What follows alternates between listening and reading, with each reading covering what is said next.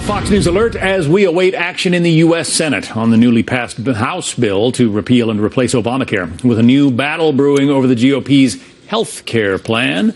Good morning to you. Welcome to Happening Now. I'm John Scott. Happy Monday there, John. Yes. And I'm in for Jenna Lee today. President Trump, meantime, clearly telling Senate lawmakers not to let the American people down on health care. But Senate Majority Leader Mitch McConnell indicates the process will not be rushed, while some other senators are saying they will start from scratch. Still, the president's team insisting health care reform will happen. We will get this done. We will repeal and replace Obamacare and give Americans a better product. That's what the president promised. We remember Schoolhouse Rock when we were kids, and I'm just a bill. Yes, I'm only a bill. And we're going to go through that process. Is it ugly? Maybe. Is it slow? Yes, but it's the right way to do it, and it's how we're going to handle this bill. Our Kevin Corke is live for us now at the White House. Kevin. Hey there, John. What a great idea, right? I remember Schoolhouse Rock. I know you do, too. Even if you're not willing to admit it, it was good stuff. If you're wondering how the president is looking at all this, I would say White House officials are telling me he's confident, but he's also pragmatic. He understands this as the health care debate moves into yet another phase. Of course, on Friday, the House was right here. A number of House GOP members celebrating with the president as they now get a chance to send it over to the Senate as they take a swing at replacing the ACA or the Obamacare, as it is more popularly known. Now, in case you're wondering, yes, House Speaker Paul Ryan says he's convinced the fight to repeal and replace is an absolute must-win. This is a rescue operation, and you have to acknowledge every state is a little different. And so what we're trying to achieve here, and what this bill does achieve, give states the ability to meet the needs of their populations, but put the resources in there so that everyone can have affordable health insurance coverage. Also ahead on the president's agenda, nominating and confirming more judges like Neil Gorsuch. Only in this case, the president is expected to announce 10 nominees to federal courts.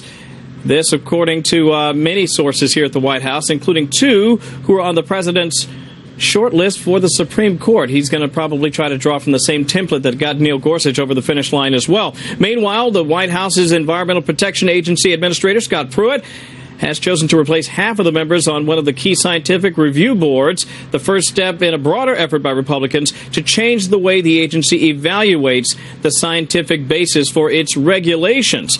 In case you're wondering, yes, this isn't going over so well with some of the folks who are actually on that board. Robert Richardson, a dismissed member, saying this on Twitter, quote, "Today I was trumped.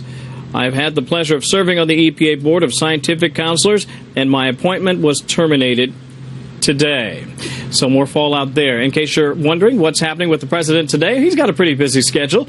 He's going to meet with his Vice President Mike Pence, his Secretary of State Rex Tillerson, and his National Security Advisor H.R. McMaster, Lieutenant General Extraordinaire. A lot of people wondering what will come of those meetings today. We're not expecting a full readout, but we do have the press briefing coming up today at 1:30. Of course, I'll be here for you, and I will give you all the latest. But for now, back to you. Let's hope that they give you the first question, okay? Kevin Fingers Corke? crossed. All right. Looking forward to it. See you then. Plenty of reaction from both sides of the aisle to the GOP's health care bill. Even President Obama weighed in as the Trump administration defended the plan. Joining us now, the anchor of Special Report, Bret Baier. Bret, we saw that big celebration in the White House Rose Garden last week. Members of the House all gathered there. Was it a bit premature? Well, a bit. It was a legislative victory just to get it through that stage, but it's a multi-stage legislative process. And I think you heard over the weekend from both Democrats and Republicans the reality that this is going to take some time. The Senate, most people say, they're going to start from scratch. You heard Susan Collins saying as much this weekend from Maine. And I think that will take a lot of time. If anybody thinks that this is just going to happen, somehow before the August recess, I think they need to think again. It's going to take 3 weeks, John, before the Congressional Budget Office even scores this House bill. So the Senate may take up a completely different version. The Senate has to pass something, then get it to a conference committee where the House and Senate bills come together, and then they vote on that. So we're looking a ways down the road here. Of course, there was a lot of talk about all of this over the weekend, especially on the Sunday morning shows. I want to play some of that now for our viewers. There are no cuts to the Medicaid program. They're increases in spending. But what we're doing is apportioning it in a way that allows the states greater flexibility. Under this bill, no matter what, you cannot be denied coverage if you have a pre-existing condition. Under this bill, you cannot only not be denied coverage, you can't be charged higher. You can't charge people more if they keep continuous coverage. It's kind of like waiting until your house is on fire to then buy your homeowner's insurance. You want to make sure that people stay covered to keep the cost down. First of all, the House bill is not going to come before us. The Senate is starting from scratch. We're going to draft our own bill, and I'm convinced that we're going to take the time to do it right. And it is my fervent hope, and the hope of millions, that regardless of party, such courage is still possible. So there you hear at the end from the man for whom the Obamacare bill, the Affordable Care Act, came to be named. Brett, it was such a heavy lift to get this thing passed in the House. Now you hear senators say they're going to start all over. Is it going to be possible to find some unity between the two chambers? Yes, I think so. I think a lot of people in the House realized that the bill that they passed and sent over was probably going to be changed significantly. And coming to some conclusion together, a lot of House members said they're anxious to see what the Senate comes back with. And from there, you get to a bill that they're hoping covers the pre-existing conditions, brings down premiums, and enables a fixing, if you will, of Obamacare, if not totally ripping it up from its roots. The Republicans who talk best about this emphasize the Obamacare issues in the states that don't have any choices about health insurers. Many of them are leaving, and by the end of this year, you would have a situation where a lot of people were facing a lot of scary decisions based on the current state of the ACA, Obamacare. Yeah, in parts of Iowa and Tennessee, insurers are rapidly dropping out of the market. Is that going to help sell attempts to reform this thing? I think so. And, you know, how far the reform goes, does it completely change the dynamic about insurance overall? Does the Senate just take a completely different approach? We don't know yet, but we do know this, John. It's going to take time, and it's not going to be quick. And there will be hearings, and it'll be a process. In the meantime, the administration wants to move forward with tax reform, which is also a big bite of the legislative apple. Yeah, the Senate is, I guess, generally, Senate Republicans are generally more centrist than their colleagues in the House, because the conservative, the Freedom Caucus in the House was especially prominent in the crafting of this bill. Are they going to be satisfied with whatever the Senate comes up with? That's the big question. The Ted Cruzes, the Mike Lees, the Rand Pauls, all of these folks have been talked to and have been talking about health care. In fact, Rand Paul has had numerous meetings with President Trump and talking about a way forward. He's got his own kind of proposals. So don't be surprised if you see something that doesn't look like the House bill at all, but tries to court both that group and the moderates like Rob Portman and others. And don't hold your breath, it sounds like. And don't hold your breath. All right. Brett Baier, we'll see you tonight. Brett, thanks very much. A Fox News alert: the leader of ISIS in Afghanistan was killed in a joint U.S. and Afghan raid last month. The military has just announced 2 Army Rangers lost their lives in the battle. That raid happened in the same area where the U.S. recently dropped the so-called mother of all bombs. Fox News national security correspondent Jennifer Griffin is live from the Pentagon with the very latest details on this. Hi, Jennifer. Hi, Julie. Well, a bombing campaign is underway right now targeting ISIS in Nangarhar province, the part of eastern Afghanistan where the Pentagon says it killed the Afghan head of ISIS, Sheikh Abdul Hasib Logari, on April 27th. The Afghan president's office confirmed the Pentagon announcement today in Kabul. Defense Secretary Jim Mattis, en route to Denmark, had this to say about the campaign against ISIS. They're on their back foot in Syria. They're on their back foot in Iraq. They've lost a lot of ground. They still have strengths. In Nangarhar, we have eliminated the Emir, and so the fight goes on. We've now learned that the 2 U.S. Army Rangers who were also killed on April 27th in eastern Afghanistan, Sergeant Joshua Rogers of Bloomington, Illinois, and Sergeant Cameron Thomas of Kettering, Ohio, were killed in the very same raid that killed the Afghan head of ISIS 2 weeks ago. The Pentagon is now investigating whether the 2 Americans were killed as a result of friendly fire. This is the same area where the U.S. dropped the mother of all bombs, a 21,000-pound bomb, which is the largest non-nuclear bomb in the Air Force's arsenal. That bomb was dropped on April 13th and was employed in the wake of an ISIS attack on a hospital in Kabul that left 50 dead. Today, the Afghan president said Sheikh Abdul Hasib oversaw that hospital attack, but he, of course, is now dead. The top U.S. commander in Afghanistan, General John Nicholson, issued the following statement, quote, "Any ISIS member that comes to Afghanistan will meet the same fate." Pope Francis in Rome Sunday said the U.S. and others should not call any bomb that can cause so much death and destruction mother. President Trump will, of course, meet the Pope later this month, Julie. All right, Jennifer Griffin, thank you very much. John. Well, the president tweeting about his former national security advisor, General Michael Flynn, as a Senate committee is set to hear from the former deputy attorney general, who says she warned the White House about Flynn's Russian contacts before he was fired. We're live on Capitol Hill with more on that. Plus, President Trump's travel ban sparked protests across the country. Now, attorneys are gearing up for arguments on the ban before a federal appeals court. What to expect coming up. Unregulated, unvetted travel is not a universal privilege, especially when national security is at stake.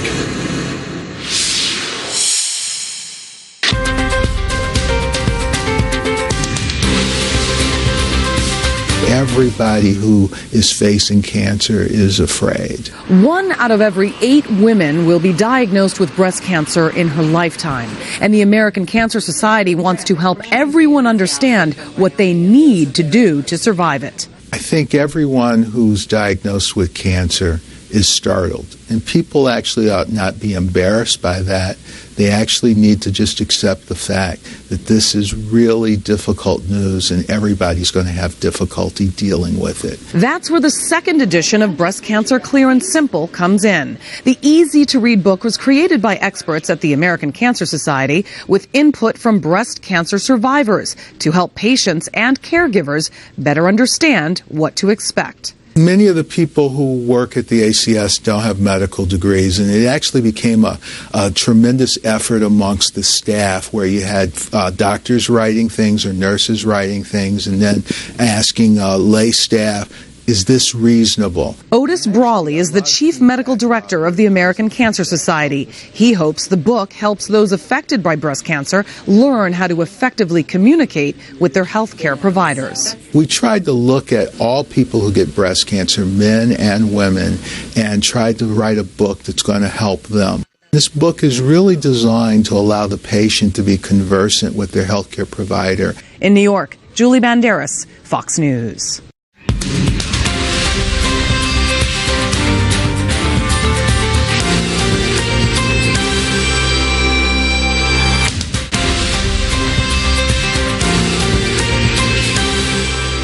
More than 1 in 3 workers are now freelancing. When you receive income as a freelancer, employment taxes and income taxes are not withheld.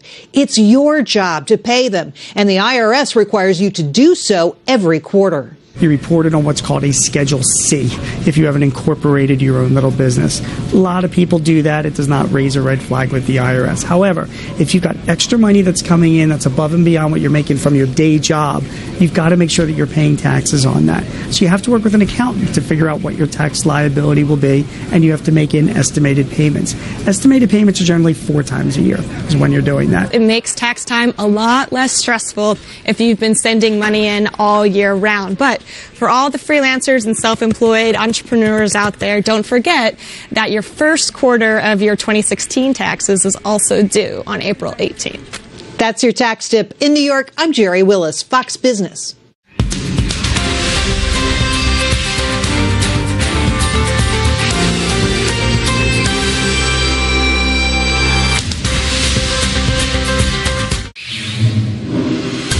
Welcome back. Right now, now, a heated legal debate is brewing over President Trump's travel ban, with a federal appeals court in Virginia set to hear arguments this afternoon and decide if it violates the Constitution. That has been the running debate since this came to the table during President Trump's beginning of his administration. James Rosen live in Richmond, Virginia, to try to break it all down for us. Hey there, James.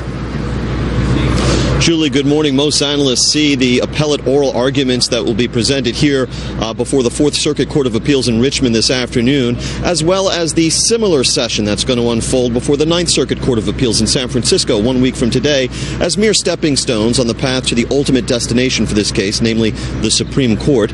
Nonetheless, lawyers for the Department of Justice representing President Trump will argue here in Richmond today that federal law confers on the chief executive sole and explicit authority over the immigration apparatus, and therefore his executive order was lawful. Lawyers for refugee and civil liberties groups will say the order violates the Establishment Clause of the First Amendment, which prohibits the government from making laws respecting religion. President Trump, the plaintiffs argued in the most recent briefs filed in this case last month, never disavowed his intention to prevent Muslim immigration. Instead, he announced that he would achieve that goal by banning individuals from Muslim countries rather than instituting a direct religious test. In one interview, he explained that people were so upset when I used the word Muslim, and so he would now be talking territory instead of Muslim. Plaintiffs' belief that the president's prior statements reflect an intent to ban Muslim immigration, countered the Justice Department in their briefs, is irrelevant because Section 2C of the revised executive order actually does no such thing. It merely suspends temporarily the entry of certain aliens from 6 countries previously identified by Congress and the executive as posing heightened terrorism-related risks, unquote. Now, the full Fourth Circuit Court of Appeals will be hearing the arguments today, which is rare, and the audio will be streamed live, which is rarer still. However, Judge J. Harvey Wilkinson III, appointed by President Reagan, will be sitting out the proceedings today because his son-in-law, Jeffrey Wall, is the acting Solicitor General and will be representing the Trump administration in today's arguments. For those of you keeping score at home, the official name of this case is International Refugee Assistance Project v. Trump.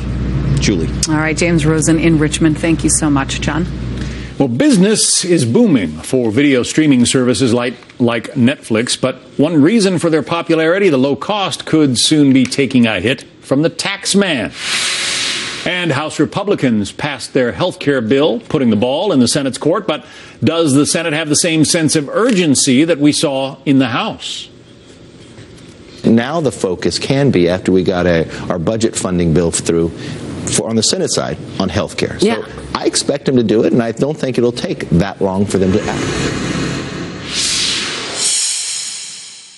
A Martha MacCallum exclusive. Now, for the first time, the president's former deputy chief of staff talks openly about the Trump administration. Her story, exclusively on The Story.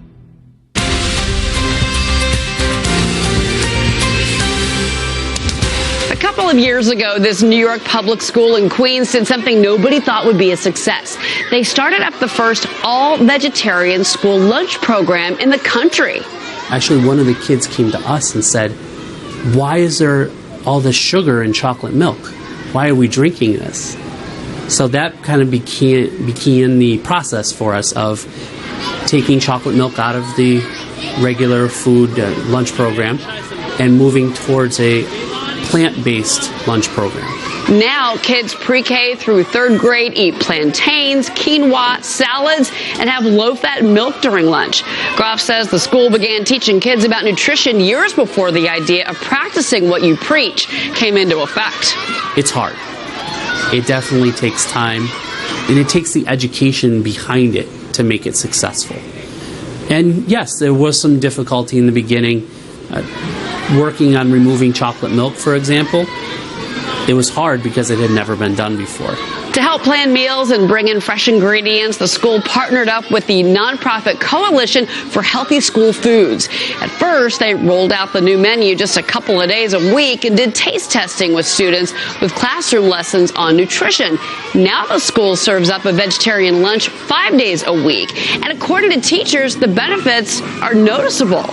Seemingly little things like they come back from lunch without stomach aches. They have a lot more energy during the day.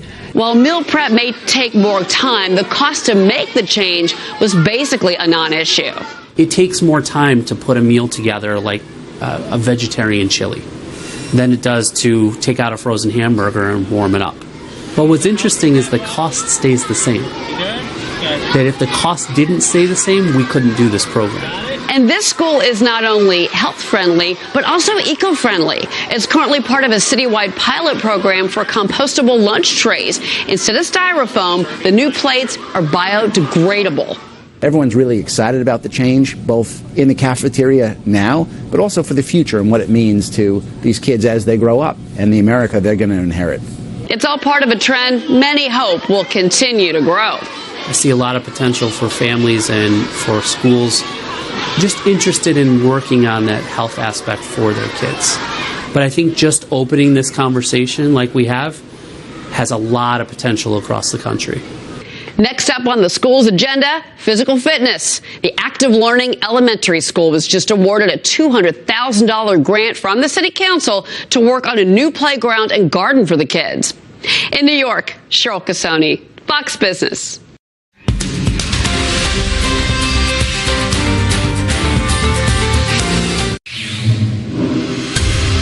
If you're running for office and you're a Democrat, the Republicans have just made your life so easy. All you say is, you know what? They cut $800 billion for health care for the poorest among us. And they gave $600 billion in tax cuts for the wealthiest among us. Please don't lie.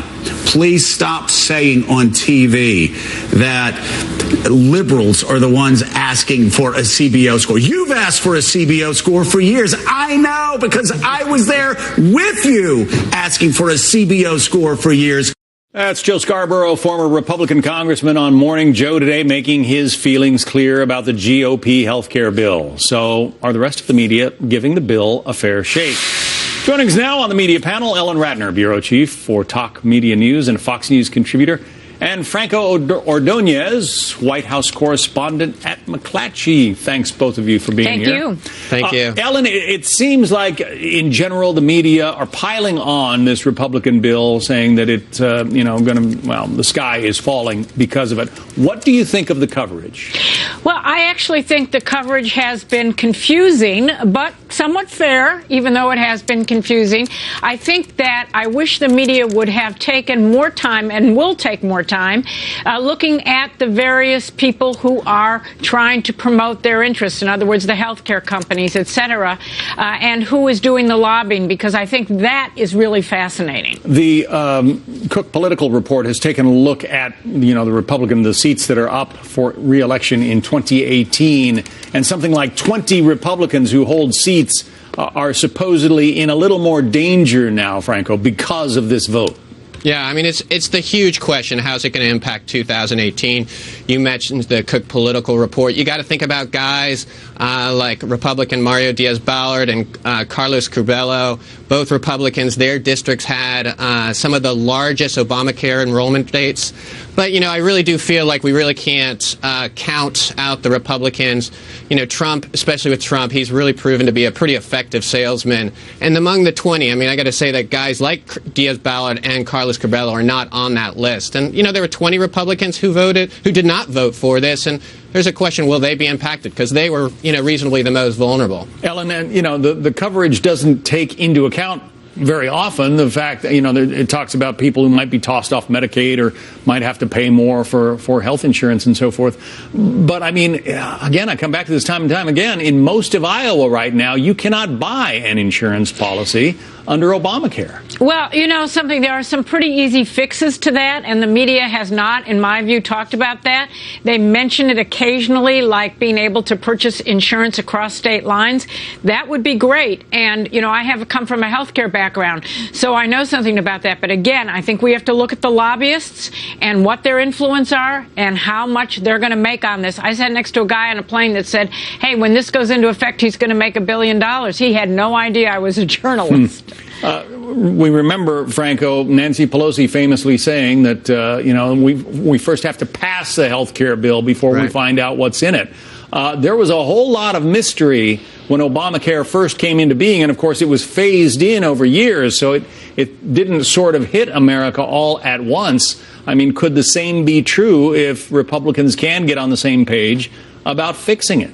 I think absolutely it could be that kind of thing. I mean, we still haven't seen the CBO report. The Senate is taking it very slowly, or at least slower than the House was. I mean, I think there's so many different issues to fall, and the Democrats particularly need to be careful that they don't push it too much. They don't want to become the same people that they were complaining against in the Republican. It's kind of hard to say that you rise above partisanship, and here you are. You have them singing in the House chamber, hey, goodbye. Reince Priebus, who was the top Republican as head of the Republican National Committee, now he's, of course, President Trump's chief of staff, says he thinks voters are going to reward the Republicans for their health care efforts. Listen to this, Ellen. They're going to reward the Republicans that stood up and said, we're not going to see the Obamacare system, which is failing and collapsing, continue any longer. We're going to do something better, and we're going to do our job as legislators to get this thing done. I think that the Republican Party will be rewarded. Possible, Ellen? Well, of course, anything is possible. In this day and age, anything can happen in terms of politics. However, again, the press needs to do its job in terms of really outlining what is in the bill, what isn't in the bill, what the CBO scoring will eventually look like, what the senators want versus what the House wants. And the press has not made that clear to the average person. And the press also needs to tell the full story of the people that they are interviewing, not so much in newspapers, Franco, but on television reports. A lot of these people who are crying the blues about what's going to happen to their coverage are not going to be affected at all when you dig deeper into their backgrounds. I got to agree with Alan. I think the press have to really dig deep, really have to go hard on this issue and really uncover what is. We can't stay too focused on the horse race, which we all know we often do. But I think with this issue, it's such a an important legislation, important bill, and there's so much attention to it. So I'd like to think that we're going to step up to the challenge. Let's hope. Franco Ordonez, Ellen Ratner. Thank you both. Thank you. Shocker. New drama surrounding the congressional investigation into Russia and our presidential election as lawmakers get ready to hear from the ousted Deputy Attorney General Sally Yates. What she says she told the White House about former National Security Advisor Michael Flynn before he was fired.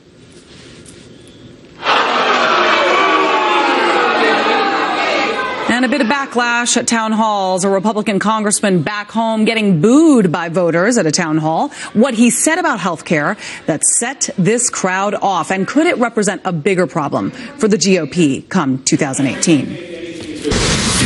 A Fox News alert on dramatic developments in the investigation into Russian meddling in the 2016 elections, as we await testimony from the former acting Attorney General Sally Yates and the former Director of National Intelligence James Clapper. Our chief intelligence correspondent, Catherine Herridge, is live on Capitol Hill with more. Catherine. Well, thank you, John. The focus today at the hearing this afternoon will be on the 6 critical weeks leading up to the resignation of National Security Advisor Mike Flynn. Most of what is reported now has been based on anonymous sourcing, but this will be the first time that we have one of the principal players testifying on the record. Then Acting Attorney General Sally Yates, in late December and then into January, told the Trump team that there was a problem. There were serious discrepancies between what Flynn had been saying publicly and privately about his conversation with the Russian ambassador Sergei Kislyak and what she knew to be the case based on a transcript of that phone call that dealt with Russian sanctions. After she notified the White House in late January, about 3 weeks later, Flynn resigned, having lost the confidence of the president. In a series of tweets today, Mr. Trump wrote, "General Flynn was given the highest security clearance by the Obama administration, but the fake news seldom likes talking about that.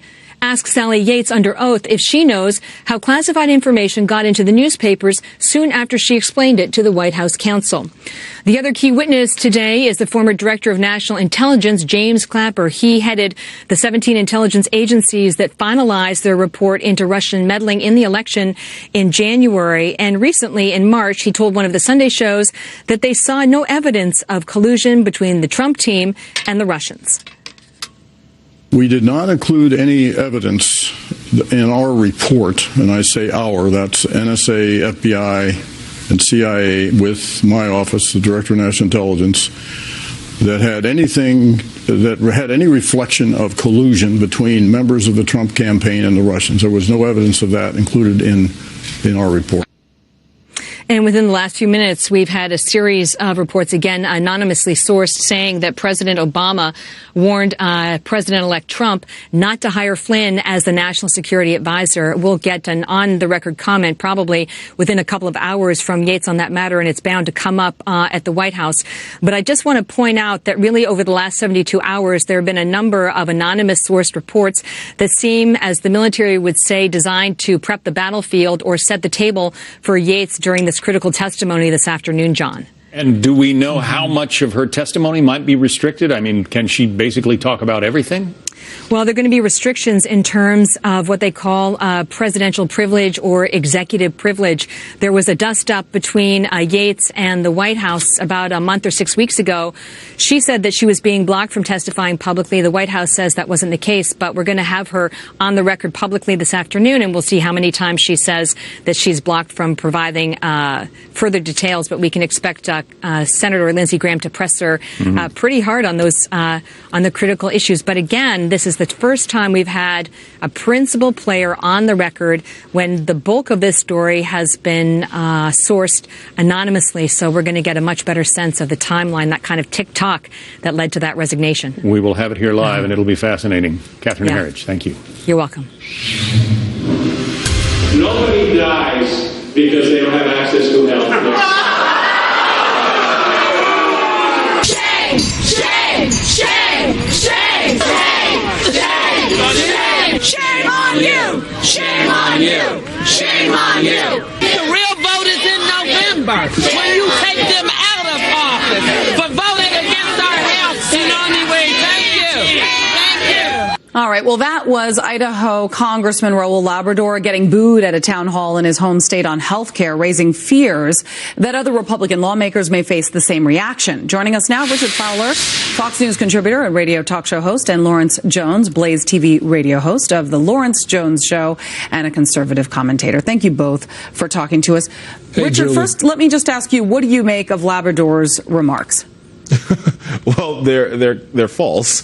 We've seen people die because of not having health care, not being afraid to go to the doctor because they're afraid of the cost. We also know for a very long time in America, the number one cause of bankruptcy was health care bills, right? So people get sick, they go to the hospital, they have an unfortunate illness, and they have to pay millions and millions and millions of dollars in debt for that health care. The Affordable Care Act wasn't perfect, but it made it a lot better. What we see with this bill that passed last week, it's going to make things a lot worse. One, it phases out Medicaid to the states, which a lot of Republicans, including Governor John Kasich, has said, this is a good thing. It's really helped the people of Ohio. Same thing in Arizona. It's helped them immensely. So we're going to see that get rolled out in this bill, and that's just the tip of the iceberg.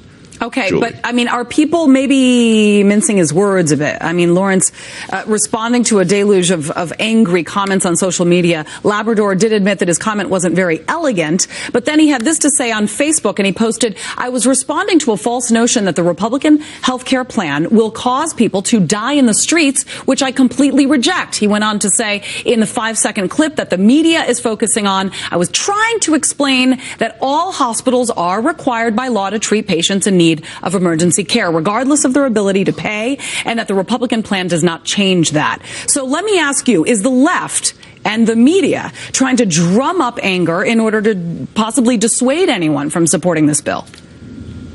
Well, I think the media is a part of this as well. They weren't critical of Obamacare, but all of a sudden now they want to fact check stuff. And the crazy part about this all is the congressman was right. People aren't going to die. They act like people are going to be going into the emergency room and the doctors aren't going to serve them. They're just factually incorrect. I think the left right now is making an emotional argument because it works for them.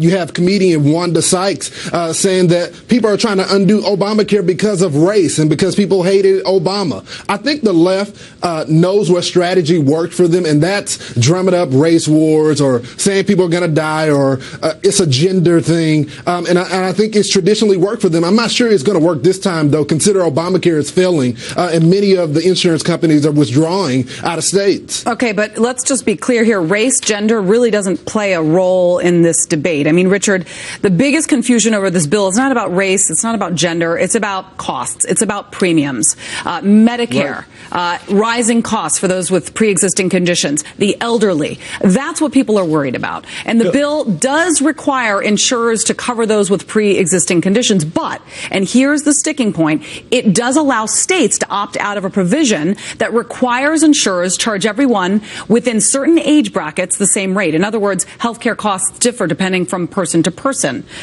Is that something that the Senate is going to end up changing? Well, we'll have to see what the Senate does, but that is a problem that a lot of Senates have stipulated to be part of the problem. And I think the strategy here from the left or from anybody is saying you shouldn't have to just depend upon the emergency room to get coverage. A lot of times when people go to the emergency room because they're in pain, they could, if they had health care or they had a pre-existing condition, they'd be able to go to their primary care physician and do preventative care instead of dealing with the symptoms and not treating the larger disease. But let's go back to the particulars of the metrics of this bill, right? So what it does do, as you said, Julie, is it says instead of basing premium costs on income, it's based on age. So that means somebody like me who's 30 and healthy will pay 5 times less, or could pay up to 5 times less as an older person who is unhealthy. Why not? And that's what's problematic. That's absolutely problematic because Why it should not, be based. Though? It should when be based. You get older. Hold on, Richard. So you're discriminating against people that are old. Hold on. No, I'm not discriminating against them. As you grow in age, we know you have more health issues. That's just a logical statement. So grandma and grandpa should pay more, is what you're saying.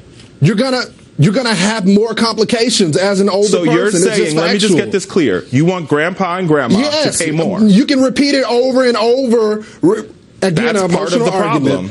It's not an emotional argument. You just stated that you think it's okay for a healthy 55-year-old to pay 5 times as much as I could pay. Let me just jump in for just a minute because we are running out of time. I think the biggest problem is the misunderstanding. There's a lot of confusion behind this. And I just want to read House Majority Paul Ryan. He tried explaining and that he says that people with pre-existing conditions, and it's important to make a note of this, will not pay more if they keep continuous coverage. He also adds that the key of having a continuous coverage provision is to make sure that people stay covered and that they move from one plan to the next if they want to. And that doesn't sound as ominous as critics are arguing. Well, I think the problem is they're not explaining this bill properly. Well, Julie, that's part of the problem. The other problem is Richard and then Lawrence, and we got to go. The other problem is because when states opt out of that, what's called community care or community coverage, that means that a state could opt out, and that means folks with pre-existing conditions, the only option they have for health care is to go into a high-risk pool. And we know that going into a high-risk pool will cost you 5, 6, 20 times more, even if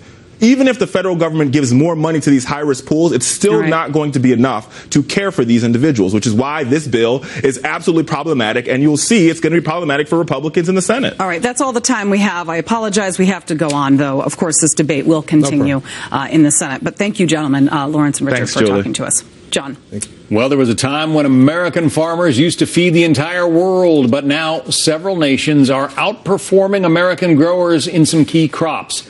How overseas competition is costing some U.S. farmers their jobs. Plus, a massive wildfire burning in southern Georgia. Now dry, windy conditions are fanning those flames. When will the weather improve? The forecast coming up. Tomorrow, the weather could actually be worse with lower humidities and higher wind gusts. It just gets rolling, gets to be a freight train rolling. If you can't slow that train, it gets going.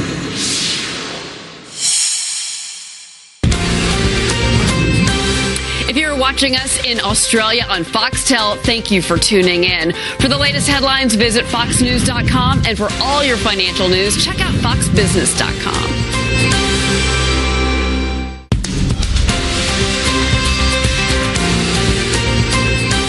The New Horizons spacecraft begins a 9-day flyby.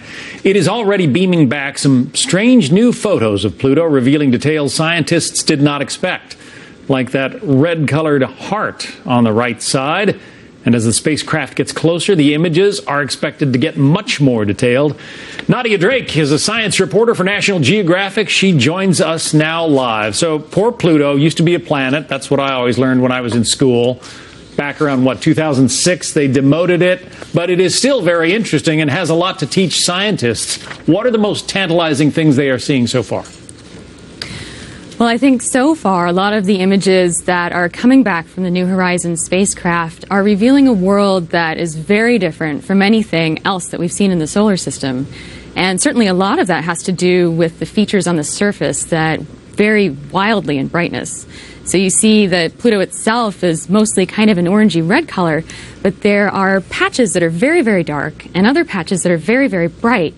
And from earlier images taken by the Hubble Space Telescope that were blurry, we had an idea that we would be seeing something like that. But now that we're actually close enough to get these really beautiful images of Pluto and its moons, I think those surface features are some of the things that scientists are paying a lot of attention to. Yeah, here we've got this one great planet that obviously has all kinds of wonderful life on it. We've only got one moon. Pluto, which has been demoted from full planetary status, has 5. I never knew that before, and I guess they're going to get a good look at some of the moons as well, huh? Yes, absolutely. So Pluto has 5 moons that we know of. And one of the questions that team members were asking before the spacecraft got close enough to see the system really well was whether they would actually find any more moons. And so far, I don't think they have found any additional moons. But as the spacecraft gets closer to the system, I guess it's still a possibility. The spacecraft had a little bit of a hiccup, shut down because it was overloaded. Do they expect that problem to reoccur as it gets closer? No. So everything I've heard from the team suggests that they are not at all concerned about the same thing happening during the encounter period. All right. Well, we're looking forward to seeing what the craft sees on Pluto's surface. It's really going to be interesting. Nadia Drake, thanks very much for joining us. Thank you.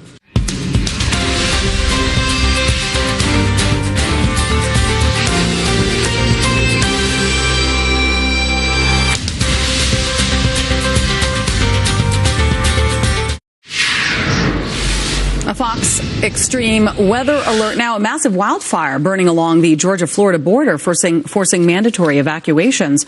Emergency crews now working to contain these flames, which have burned more than 100,000 acres of land as severe storms threaten the Midwest and southern plains. Senior meteorologist Janice Dean has the forecast from the Fox Extreme Weather Center. Hi, Janice. Hi, Julie. Yeah, one of the worst wildfire seasons Florida and Georgia has seen in several years. As you mentioned, over 100,000 acres burning right now, and you can see the elevated fire danger and all of the various fires that are burning across the Sunshine State, and the weather conditions not helping firefighters. We've got high pressure anchored here west of the state of Florida and the southeast, and that is promoting sinking and drying and warming air. And not a lot of rain in the forecast, low humidity. That's going to mean high fire danger really over the next several weeks. And the drought monitor is not good either. It's been dry for several months in this region, and they really need to get in the moisture.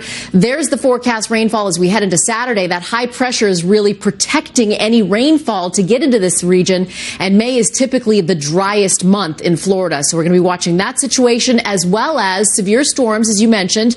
We could see large hail, damaging winds, and isolated tornadoes not only today but through the work week. So there's your severe threat elevated through this evening across the high plains, and then that's going to move in towards the central plains and then ongoing throughout the work week. Julie, will keep you posted certainly throughout the work week. Back to you. All right, Janice Dean, thank you. Okay. Some new information on one of America's economic backbones, farming. Countries like Brazil and even Russia now outperform the U.S. farmers in exporting both wheat and soybeans. A recent Wall Street Journal article lays out how this is affecting farmer incomes, reading, quote, America's agricultural dominance has eroded. Other countries' rising share of global trade and their bin-busting harvests have helped fuel a multi-year downturn in crop prices that is pushing some U.S. farmers out of business. Jesse Newman is the agriculture reporter for the Wall Street Journal. That article, Jesse, goes on to say 2013 was sort of a banner year in the U.S., and since that time, income has fallen by half among farmers here. That's right, John. Thanks for having me. It's true. It's a tough time for U.S. farmers, and we've seen just a huge shift over the past couple decades. The U.S. has a lot more competition when it comes to feeding the world. So once upon a time, the U.S. was the world's top crop supplier. For example, in the mid-1970s, the U.S. made up more than 70% of world soybean exports. That number has fallen to less than 40% this year, the USDA is projecting.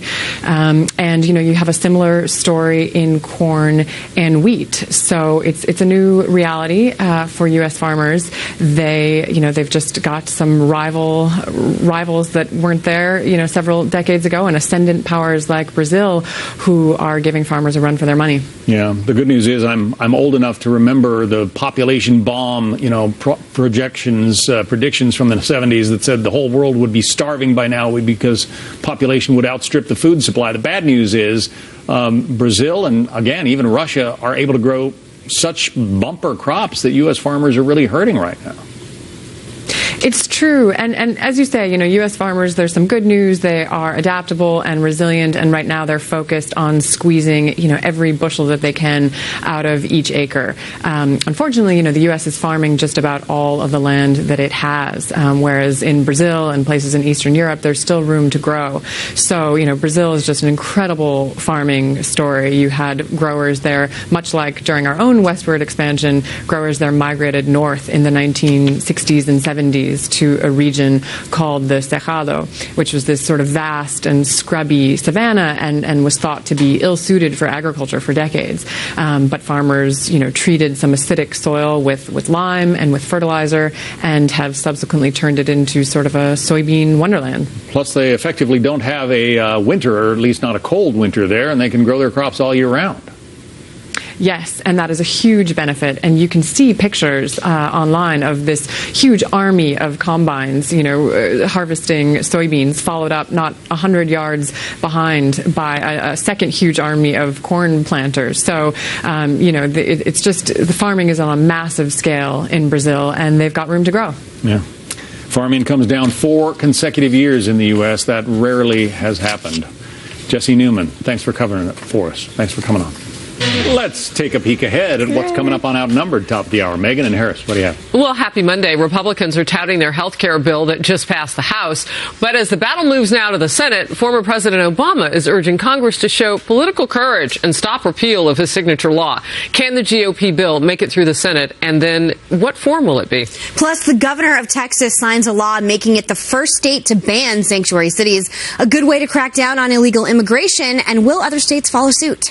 We'll ask our #OneLuckyGuy, who was asking moments ago, that's him, by the way, why is it such a big show? Because it's a big day. Back to you guys. He gives it up every time. I know. We know who it's He going to be. can't play, like his he's been last. there. He can't keep his game on the inside. See you top of the hour. Bye.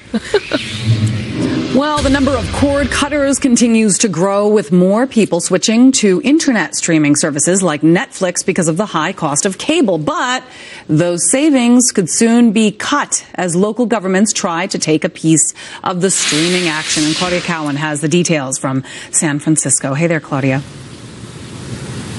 Hi there, Julie. That's right. Cities and even states are pretty anxious about this cord-cutting trend because for many it means a financial hit, and some are now calling for a so-called Netflix tax.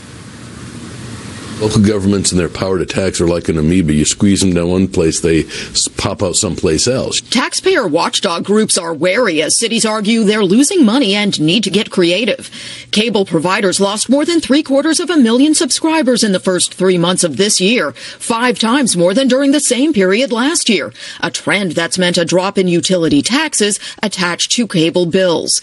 Glendale, California is among those considering increasing user utility taxes, which cover gas, electric, and telecom services to make up for hundreds of thousands in lost revenue that helps pay for police and other critical services. Not to tax you twice, but to allow that there is a consistent flow of revenue that pays for the services that you as a resident, as a business, as a visitor expect from that local government. Glendale is enlisting the help of cable providers to determine how such a streaming video tax might work, but critics fear a slippery slope when streaming video services are taxed like a gas or water bill. If you allow a city to do that, you're setting a precedent where almost anything on the internet or maybe even off the internet could be considered a taxable under a utility tax, and that's very problematic for consumers. A Netflix tax is on hold in Chicago, on the books in Pennsylvania, and now be considered by dozens of cities here in California. But consumer groups are threatening to sue, claiming this is a new tax that did not get voter approval as required by law. Julie, lots of sequels coming to this story, so stay tuned. All right. Claudia Cowan, thank you very much. John. Next hour of Happening Now, we're awaiting the White House daily briefing and the administration's reaction to a bombshell new report that President Obama warned President Trump to steer clear of General Michael Flynn.